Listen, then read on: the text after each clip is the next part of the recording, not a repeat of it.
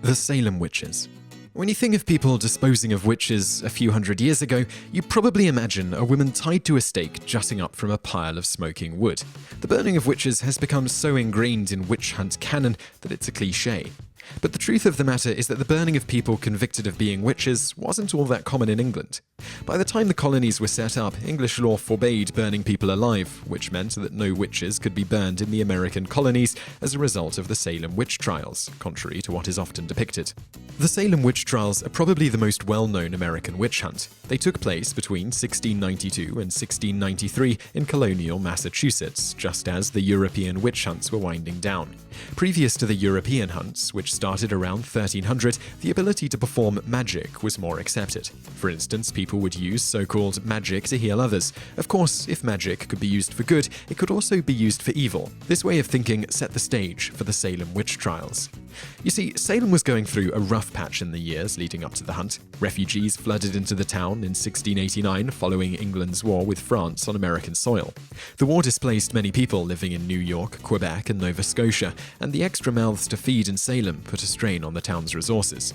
This in turn stretched the division between Salem's rich and poor, causing heated arguments which the local Puritans blamed on the devil. There was also a major feud going on between two major families, the Putnam and the Porter families, the former of which included one of the original accusers. Many in the region sided with one family or the other in the feud, causing tensions to be extremely high. That same year, Reverend Samuel Parris became Salem's first ordained minister, an appointment that wasn't well received. Parris was also greedy, causing more controversy in the town. In January 1692, 3 young girls began having fits. They would scream, mutter strange sounds, bark like dogs when addressed, become unable to concentrate on tasks given, and contort themselves into supposedly impossible positions. This began occurring after the girls started experimenting with fortune-telling to try to figure out how their lives would end up and what their husbands would do for a living. This sort of thing was quite common at the time, such as one tradition using mistletoe put under one's pillow at night and then burned the next day. One of the girls was Reverend Parris's daughter, Betty Parris, 9 years old, and another was his niece, Abigail Williams, 11 years old. The third was Anne Putnam, 12 years old, a member of one of the powerful families involved in the feud going on in the region. When prayer didn't fix the problem, the Reverend called in a doctor who was unable to explain what was causing the fits. He declared that something supernatural was affecting the girls. In February, the victims of the devil's work confessed to a judge that 3 women were responsible for giving them fits: Sarah Osborne, Sarah Good, and Tituba, the Parris' slave. The women were interrogated, but only Tituba confessed to the crime. All 3 were later put in prison, not burned at the stake. Even though the 3 suspected witches were put away, the people of Salem became paranoid.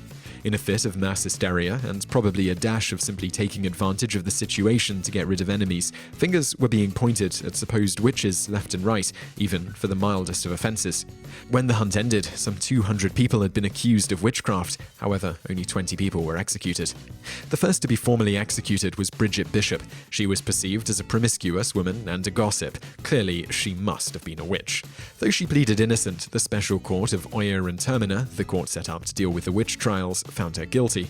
On the 10th of June, 1692, she was hanged on what would become known as Gallows Hill. 18 more women followed in Bishop's footsteps, swinging on Gallows Hill. Additionally, one elderly man named Giles Corey was pressed to death by heavy stones. Many people were tried and sent to prison, and several of them died while incarcerated, including Sarah Osborne, one of the first witches convicted. Funny enough, Tituba, who confessed to witchcraft right from the start, was simply let go a year after being imprisoned when someone paid to get her out of jail. As the Salem witch trials demonstrate, the most common way to dispose of a witch was by public hanging. In Britain, witchcraft was considered a crime against the government and a felony punishable by hanging. As the American colonies were still under British rule at the time, hanging was how Salem dealt with the witches. It's likely that burning witches went down in history as the more popular method of execution because of what happened to the witches after they died. Authorities commonly burned the remains of the witch in order to protect themselves and the town against any evil she might wish upon them in death. Not too long after the Salem witch trials, in 1702, the General Court declared that the trials had been unlawful after many of those involved in the convictions confessed that they had made their decisions in error. In 1711, the heirs of the victims were given £600 to ease the blow of losing a loved one, and the victims' good reputations were restored. It wasn't until 1957, however, that Massachusetts formally apologized for the events. As for the original little girls who started the whole thing, one of them, Anne Putnam, later apologized in 1706, stating, "I desired to be humbled before God for that sad and humiliating providence that befell my father's family in the year about 92, that I, then being in my childhood, should, by such a providence of God, be made an instrument for the accusing of several people for grievous crimes, whereby their lives was taken away from them, whom now I have just grounds and good reason to believe they were innocent persons, and that it was a great delusion of Satan that deceived me in that sad time, whereby I justly fear I have been instrumental, with others through ignorance and unwittingly, to bring upon myself and this land the guilt of innocent blood. Though what was said or done by me against any person, I can truly and uprightly say before God and man, I did it not out of anger, malice, or ill to any person, for I had no such thing against one of them. But what I did was ignorantly, being deluded by Satan.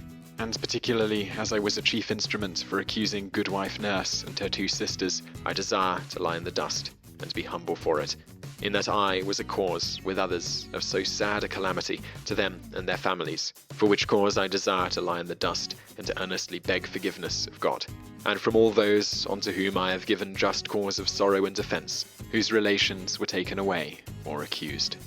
So I really hope you liked that video, and if you did like it, click like below and leave us a comment to let us know what you think. And also check out a couple of our other videos, which are linked to on the screen now, and don't forget to subscribe for brand new videos every day. Thanks for watching.